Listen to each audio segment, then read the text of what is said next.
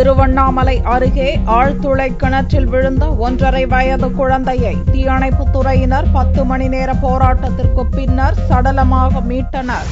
திருவண்ணாமலை மாவட்டம் காந்திநகர் பகுதியைச் சேர்ந்த ஜெயபால் தனது தோட்டத்தில் போடப்பட்ட ஆழ்துளை கிணறை மூடாமல் அப்படியே போட்டுவிட்டார். இந்நிலையில் அதே பகுதியைச் சேர்ந்த துரை என்பவரின் 1.5 வயது ஆண் குழந்தை சுஜித் செவ்வாயன்று மாலை அங்கு விளையாடிக் கொண்டிருந்த போது எதிர்பாரா விதமாக ஆழ்துளை கிணற்றில் தவறி விழுந்தான். இதுகுறித்து தீயணைப்புத் துறையினர் மற்றும் போலீசாருக்கு தகவல் கொடுக்கப்பட்டது. சம்பவ இடத்திற்கு விரைந்து வந்த அதிகாரிகள் 45 அடி ஆழத்தில் சிக்கியிருந்த குழந்தையை மீட்கும் பணியை துரிதப்படுத்தினர். ஆழ்துளை கிணற்றில் பக்கவாட்டில் ஜேசிபி இயந்திரம் மூலம் பள்ளம் தோண்டி மீட்கும் பணியை துரிதப்படுத்தினர். மாவட்ட collector Gnanasekaran, police SP Mutharasi ஆகியோரின் நேரடி பார்வையில் விடிய விடிய மீட்பு பணி நடந்தது.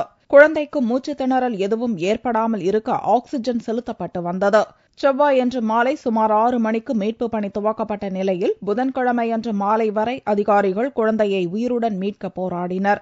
ஆனால் சுமார் 10 மணி நேர போராட்டத்திற்கு பின்னர் குழந்தை சுஜித் சடலமாக மீட்கப்பட்டான். குழந்தையின் உடலை போளூர் அரசு மருத்துவமனைக்கு கொண்டு சென்ற போது குழந்தை ஏற்கனவே இறந்துவிட்டதை டாக்டர்கள் உறுதிப்படுத்தினர். இந்த சம்பவம் திருவண்ணாமலை பகுதியில் பெரும் சோகத்தை ஏற்படுத்தியது. தண்ணீர் இல்லாத ஆழ்துளை கிணற்றை மூட அரசு தொடர்ந்து வலியுறுத்தி வந்தாலும் பொதுமக்களின் கவனக்குறைவு மற்றும் அஜாக்கிரதையால் இதுபோன்ற அசம்பாவிதங்கள் ஏற்படுகிறது.